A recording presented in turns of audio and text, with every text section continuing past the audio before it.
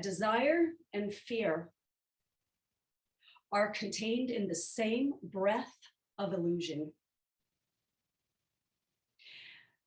They are so close in their likeness of suffering that sometimes it can be hard to know the difference. And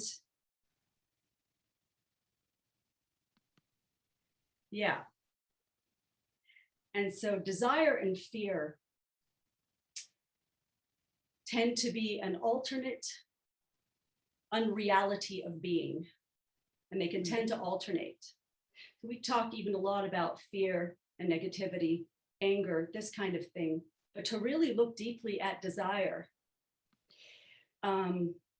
And there is a difference between desire and intention.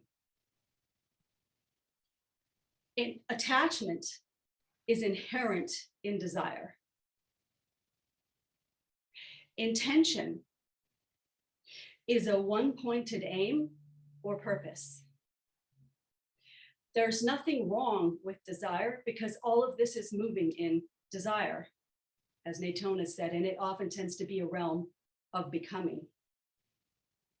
To become aware of how these two can alternate, to look at the pattern of how they are connected in their substance. And when I say they're contained in the same breath of illusion, the mind in its most subtle movement is the nature of wind. The nature of the mind is pure luminosity. So then we have the winds, which are karmic winds. And those are the patterns of karma, which is essentially grasping to a self, grasping to a sense of a separate, bound body, mind, I. These are the karmic winds. And we have the wind of pristine awareness. That which is it is all arising in. And that's coming to penetrate with penetrative wisdom into the nature of reality.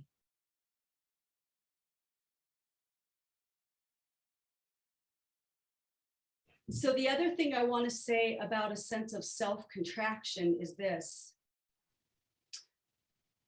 It seems often that there's this idea of trying to get rid of this sense of I or ego. But that will never happen because it is insubstantial.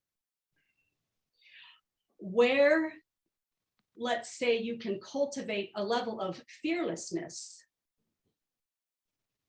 is that when the loop of desire and fear is going, you recognize the contraction in that very moment. That is part of the discerning wisdom. So when I say this thing of checking out cyclic existence, it's a practice of discernment. So in looking at that, it's a practice of discernment. So as it loops, that contraction is in the momentary concept of the turning. So that sense of I, or that sense of identity, it's an activity. It's an activity that is being done again and again and again.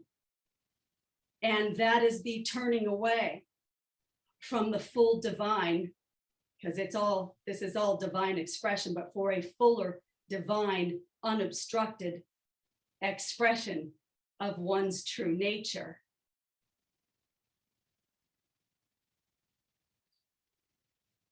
So if the activity is recognized, and that activity is essentially resistance, it's a resistant change. It's a contracted, resistance to change. So when you become aware of the resistance to that which is changing and aware of the changeless reality that is aware of the changing, you are then starting to, or continuing to, penetrate ever deeper into the cyclic movement of ordinary mind.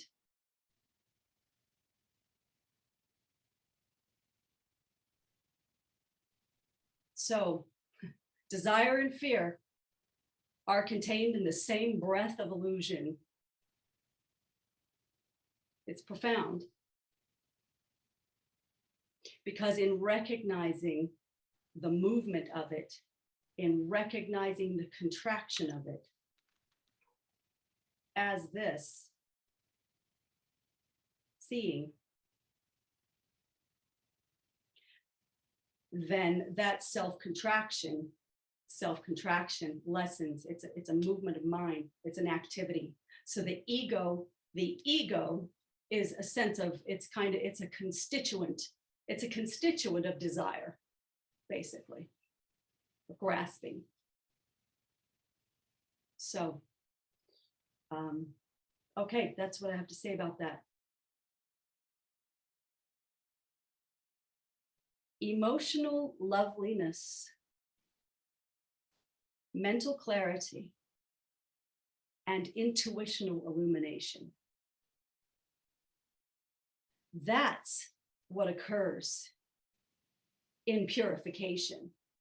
So in genuine purification, when we have truly purified the obstacles, the obstructions, mainly the afflicted emotions, we are then left with our innate goodness, our innate positivity, the holy positive ground. H-O-L-Y and W-H-O-L-L-Y, the holy positive ground.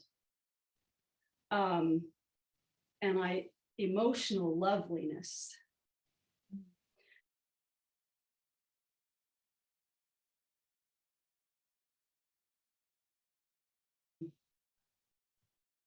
Intention is a one-pointed aim or purpose.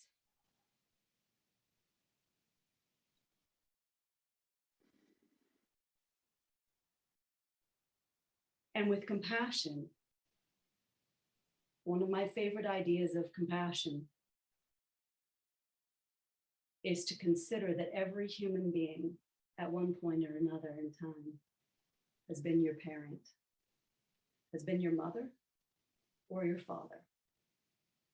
Every single one of them. It's a big concept to get around, but when the heart moves into this universality of that, it's kind of it can be magical.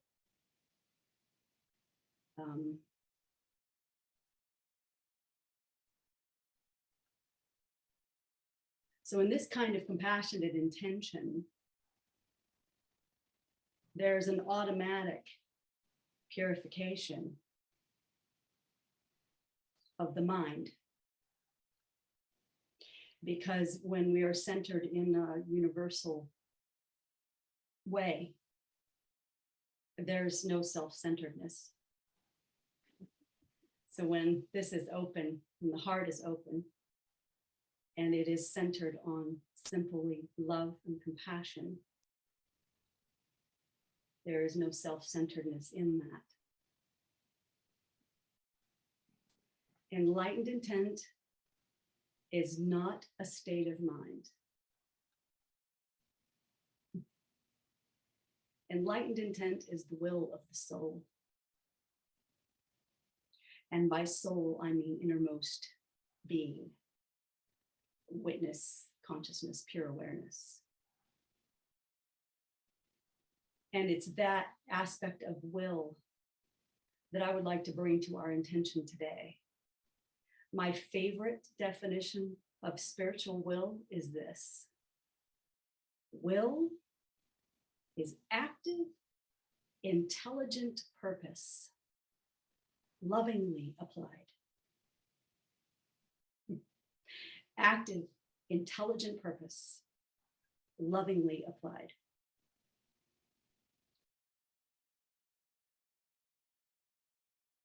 I'm going to leave you guys with, this is a writing of Ngeton's. Great.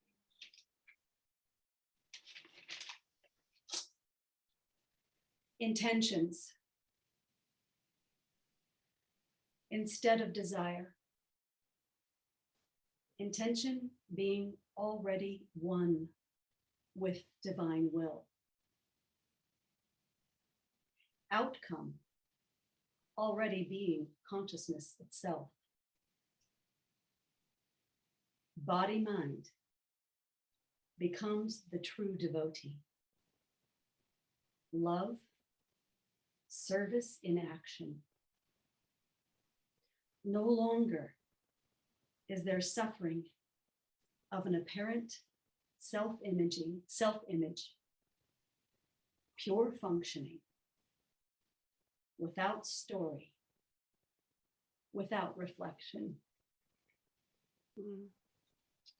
Thank you, Nancy. Yeah, very nice.